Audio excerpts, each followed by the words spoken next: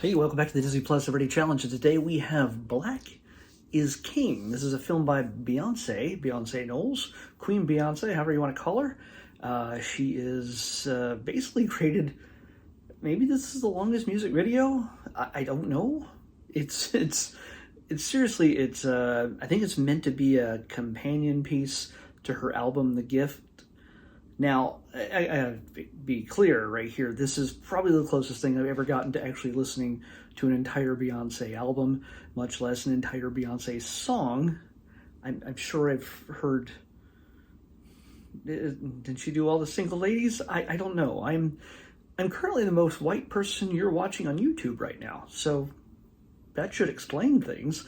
At least, okay, let's be clear here. I'm not going to pretend at all that I understand or that I have the wherewithal to explain African culture, history, ancestry, Black culture, everything that Black people have gone through, people of color have gone through over the last few centuries, if not eons. So let's get that clear. I know nothing. I'm an ally, if that's what you want to call it. I mean, Black lives do matter. So let's get all that thing where this guy's going to start talking to us about everything he understands is going on in this thing. I will admit, while I watched this, about halfway through, I realized, oh wait, there's some things that'll help me understand who's in this, what's going on, there's lots and lots of symbolism throughout this. I mean, honestly, if you just love her music, and if you love fashion especially, there is no end to the visual and audible eye candy, ear and eye candy throughout this entire 1 hour and 26-minute film. It's from 2020, came out a year and a half ago maybe. And, I mean, if you're a fan, this is obviously something you should have watched by now, but you may say, why is this on Disney Plus? What is this? I mean, why? Well, there's a very good reason, because amongst all that symbolism is kind of a rough, no, I wouldn't say rough, I shouldn't say rough. It's a expanded or very different retelling of the Lion King story. In fact, well, why did she do this? Why would she? Well, if you watch the 2019 remake, the live action one, it's really just digital creatures instead of 2D animation from 92, 93, whenever that was. The remake, she was Nala in the remake. And so she has a really big connection to this and to that story, to everything else. It's an African story, and so much of this is filmed in Africa. A lot of it also New York and Los Angeles, but so much of it features not just her, obviously, but artists, rappers, musicians, singers from all over Africa. And in just one song, I think, well, I mean, no, throughout this entire thing, it goes... a lot of the lyrics are sung in different languages as well that go through all different cultures in Africa. It's not just one culture; it is many. So, you know so much. Yeah, okay, whatever. No, it's I basically as I got about halfway through this, I'm like, okay, there's a lot of symbolism in this. I'm gonna look something up. So I actually found an article on Insider.com that went scene by scene, song by song, and pointed out mostly the fashion and some lyrical references and things like that. But it helped put in perspective everything that I was seeing and I sort of eventually I caught up almost at the very end, and so I only would scroll further down as the movie progressed. So eventually I kind of put it all together, understood who different people are throughout the things, although I did recognize Lupita Nyong'o in it because she's just fantastically gorgeous and I love her. So yeah, Lupita Nyong'o is one of the most beautiful women in the world. So yeah, I saw her. She actually sings a lyric in which she references herself. So yeah. So yeah, it's obviously not an album necessarily made for me. It's not the kind of thing where I'd be like, oh my gosh, well that's something that just speaks to me.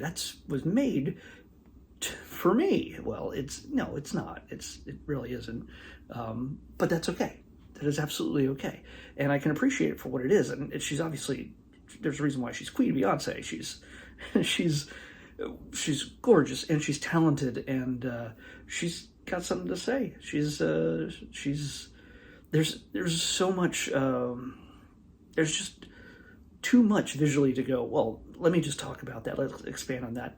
You have to see it for yourself and understand that this is, I think they call it a visual album. And the songs barely pause long enough to feature some spoken clips, audio. There's no somebody sitting down in an interview chair talking about anything. No, it just flows, and every once in a while clips of dialogue from The Lion King drop through. And there are certain characters that represent Simba. And, well, obviously James Earl Jones comes in and speaks he's Mufasa. I mean, come on. So we get to hear Donald Glover. We get to hear Billy Eichner as Timba. Actually, I haven't seen it yet. I have to admit, I haven't seen the Lion King remake. It hasn't shown up in our randomized selection thing here, so I haven't seen it yet. I was gonna, but I'm gonna wait till it chooses it for me. It might be 3 more years. I have no idea, but it'll show up eventually. Anyway, this is something that I did not expect to like. I mean, some people may criticize it as being just way too full of itself and just, I don't know. It is what it is. Odds are, if you're an immediate detractor and you say it's awful because you watched a whole 5 minutes of it, then, well, there's probably other reasons why you didn't like it. Because you realized it didn't speak to you and it annoyed you that something wasn't marketed directly to you. Maybe. But you know what? For me, that's okay. I learned a little something. I got to experience something I haven't experienced before. I enjoyed the music. It's not something I think I'm going to be playing over and over again, but if I heard it, I think I'd keep it on. Just, good background music. Speaking of which, it got to the point where I was playing it loud enough, and I have a decent bass system in my office, and I had to put on the headphones. I had to turn off the external audio and put on headphones for like a majority of this video, so I would not get angry knocks at my door from the neighbors. So yeah, I had to play it loud, and you should play it loud. I think honestly, you should give this a shot.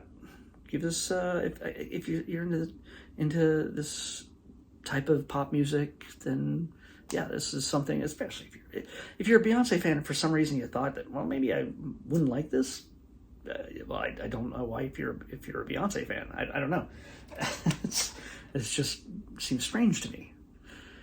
So yeah, it's definitely, it's not all just Beyonce though. It's a number of different artists from all over the place, especially Africa and the United States, and lots of different guest appearances by some people, even Beyonce's mom. And her kids show up in this throughout. Her oldest daughter, Blue Ivy, I think, makes a number of connected appearances to Mommy. They often dress the same in a few different scenes. The fashion, I'm not a big fashion maven, obviously. This worn the same black shirt for a year now. Yeah, that usually doesn't grab my eye, but she looks astounding in a lot of these outfits. Some of them I just do not get. I realize it's something you would wear to a fashion show or when you're walking the catwalk, but in reality, no. Oh, by the way, of course, Jay-Z stops by at one point and raps a bit. Obviously, he should. It's just the way it is. But yeah, I think Pharrell is in this. Gosh, there's a bunch of names, and I can't think of them offhand. But obviously, if this is something that you wanted to watch, you probably have seen it already. if you are like me and you're like, I don't know if I really want to watch it, but if you're a Lion King fan, you might find this a little bit interesting to see a slightly different take on the story. You can pretty much follow, even though I had a little help, you can pretty much follow the story of Simba and his loss and his rise and his reunion with Nala and everything that happens beyond that. And so, yeah, you might get a kick out of it if you're a Beyonce and Lion King fan especially. So don't put it off if that's your thing. If it's not, honestly, you can skip it because, hey, white nerd, it's probably not your bag. So, yeah. And that's what I thought. Until I saw it, and it was great. So, let's pick tomorrow's episode. 146. 146.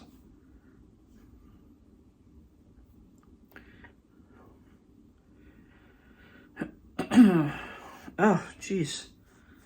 You know what? I think this might be the last one of these. Holy cow. We might be at the very... I don't know if there's any more. We are going to finally... We might be watching the last of the Drain series. You know, where they drain a certain body of water to see what would be underneath. They digitally do it, but we're going to be watching Drain Alcatraz. This one sounds a little interesting because it is very much in American soil in California here, and who knows what we might find in this island prison. So, Drain Alcatraz on the Disney Plus Everyday Challenge. I'll see you back here tomorrow with that. Bye.